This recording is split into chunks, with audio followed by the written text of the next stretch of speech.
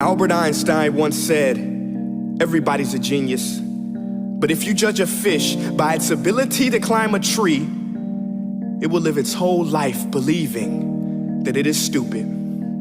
Ladies and gentlemen of the jury, today on trial we have modern day schooling. Glad you could come. Not only does he make fish climb trees, but also makes them climb down and do a 10-mile run. Tell me, school, are you proud of the things you've done?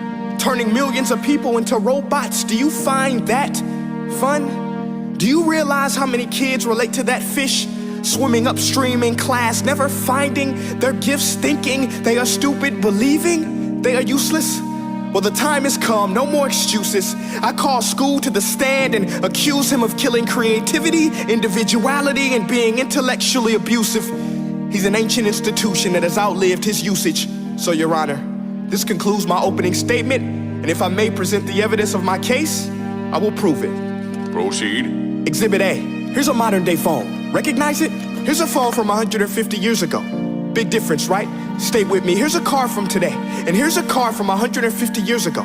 Big difference, right? Well, get this. Here's a classroom of today, and here's a class we used 150 years ago. Now, ain't that a shame? In literally more than a century, nothing has changed. Yet you claim to prepare students for the future? But with evidence like that, I must ask, do you prepare students for the future or the past? I did a background check on you and let the record show that you were made to train people to work in factories, which explains why you put students in straight rows, nice and neat, tell them sit still, raise your hand if you want to speak, give them a short break to eat, and for 8 hours a day, tell them what to think. Oh, and make them compete to get an A letter which determines product quality, hence grade A of meat.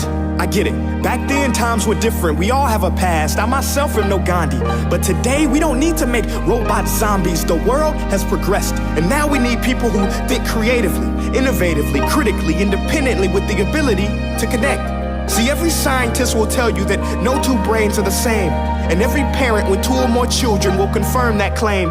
So please explain why you treat students like cookie cutter frames or snapback hats, giving them this one-size-fits-all crap. Watch your language. Sorry, Your Honor, but if a doctor prescribed the exact same medicine to all of his patients, the results will be tragic. So many people would get sick, yet when it comes to school, this is exactly what happens, this educational malpractice, where one teacher stands in front of 20 kids, each one having different strengths, different needs, different gifts, different dreams, and you teach the same thing the same way? That's horrific. Ladies and gentlemen, the defendant should not be acquitted. This may be one of the worst criminal offenses ever to be committed.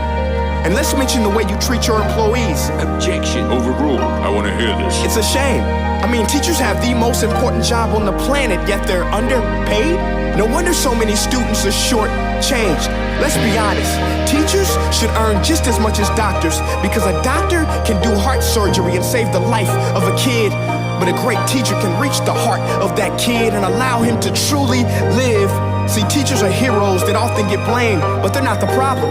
They work in a system without many options or rights. Curriculums are created by policymakers, most of which have never taught a day in their life. Just obsessed with standardized tests. They think bubbling in a multiple choice question will determine success. That's outlandish. In fact, these tests are too cruel to be used and should be abandoned, but don't take my word for it. Take Frederick J. Kelly, the man who invented standardized testing, who said, and I quote, "These tests are too cruel to be used and should be abandoned." Ladies and gentlemen of the jury, if we continue down this road, the results will be lethal. I don't have much faith in school, but I do have faith in people. And if we can customize healthcare, cars, and Facebook pages, then it is our duty to do the same for education, to upgrade it, change it, do away with school spirit, because that's useless unless we're working to bring the spirit out of each and every student. That should be our task.